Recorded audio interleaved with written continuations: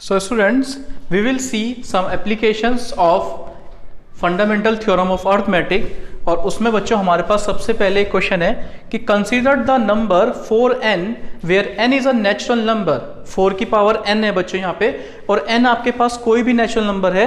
Check whether there is any value of n for which 4 की power n ends with digit 0। क्या बोल रहे हैं? वो ये बोल रहे हैं कि आपको क्या n की किसी भी वैल्यू के लिए आपका जो 4n है वो उसकी जो लास्ट डिजिट है वो 0 आ सकती है। ठीक है, ये क्वेश्चन में आपसे पूछा है कि आप इसे चेक करके बताओ। अब क्या मतलब है, देखो अभी मैं आपको करके दिखाता हूं। देखिए समझिए इसका मतलब क्या है। 4 की पावर n, 4 की पावर n मतलब n एक नेचुरल नंबर है। नेचुरल नंबर क्या होते हैं बच्चों?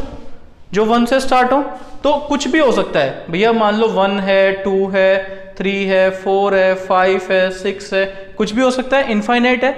अगर मैं कहता हूं कि n मेरा 1 है बच्चों, अगर मान लो मैं n की वैल्यू 1 है तो 4 की पावर 1 4 है।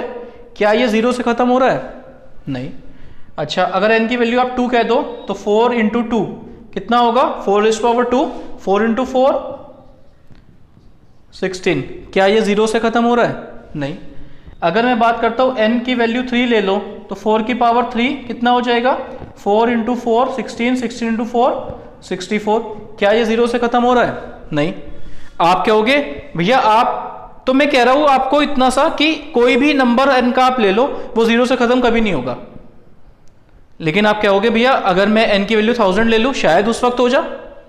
ठीक है, तो हमें एक रिजल्ट आप ऐसे नहीं बोल सकते, आपको प्रूफ करके बताना पड़ेगा कि आप श्योर हो इस बात को लेके कि ऐसा होगा कि कोई भी नंबर आप ले लोगे n का, कोई भी वैल्यू ले लोगे, 4 की पावर n कभी भी 0 से खत्म नहीं होगा। अब ये 0 से खत्म होने वाले का क्या मतलब है बच्चों? इसका मतलब है कि नंबर मेरा या तो 10 होगा, ठीक है, 20 होगा, 30 होगा, 40 होगा, इस तरह से होगा ना कि आखिरी में क्या रहा होगा? 0। अच्छा, अब आपने प्रीवियस क्लासेस में पढ़ा होगा कि अगर कोई नंबर 0 से एंड हो रहा है, if some number is end with digit 0, तो it must have 2 and 5 as its factors.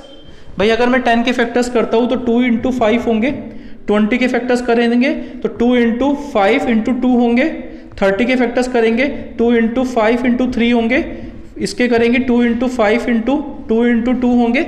तो हमेशा बच्चों अगर आपके पास 0 आ रहा है, आप किसी भी नंबर के लिए चेक कर लेना, उसके जो फैक्टर्स होंगे, उसके जो प्राइम फैक्टर्स होंगे, it always have 2 and 5 as its factors. उसमें हमेशा 2 और 5 आएगा अगर कोई नंबर 0 से खत्म हो रहा है। ये बात समझ आई? तो हमें ये दोनों बातों का यूज करना है क्वेश्चन को सॉल्व करते वक्त। ठीक है, ध्यान से देखिए।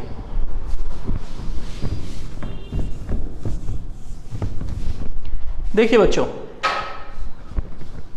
For any number two ends with digit 0, अगर कोई भी नंबर है और वो एंड होना चाहता है डिजिट 0 से, then its factors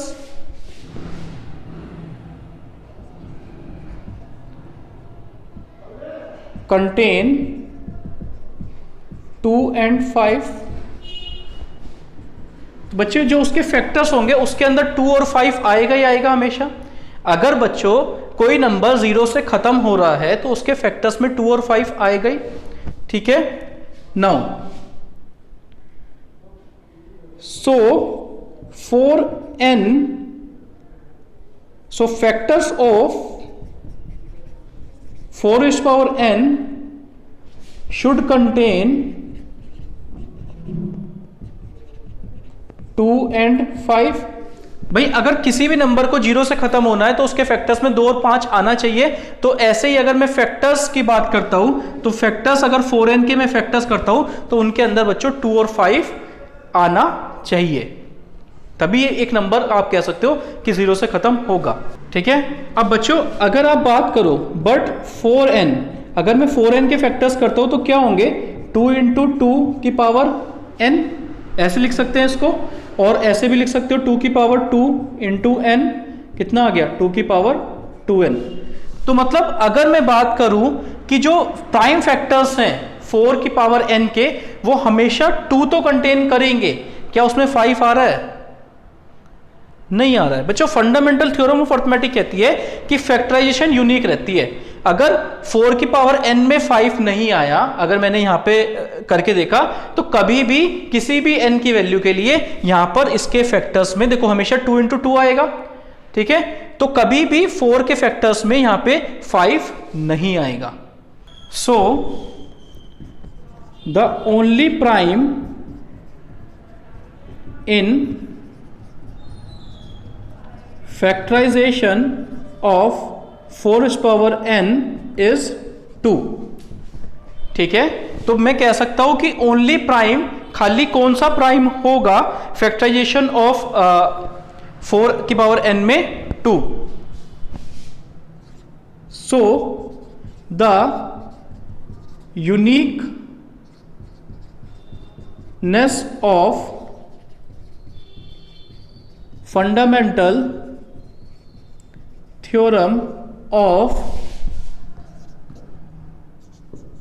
arithmetic guarantees. देखो अब यूनिकनेस ऑफ फंडामेंटल थ्योरम क्या गारंटी करती है कि कोई भी फैक्टर्स अदर देन 2 नहीं होगा, हमेशा 2 ही फैक्टर में आएगा। तो हम कह सकते हैं so the only prime in factorization of 4n कितना होगा बच्चों? 2। तो बच्चों fundamental theorem of arithmetic guarantee करती है कि that there will be no other prime in factorisation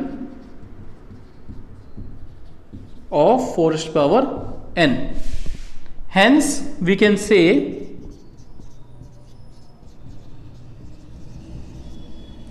क्या कह सकते हैं आप इसके? There is no value of n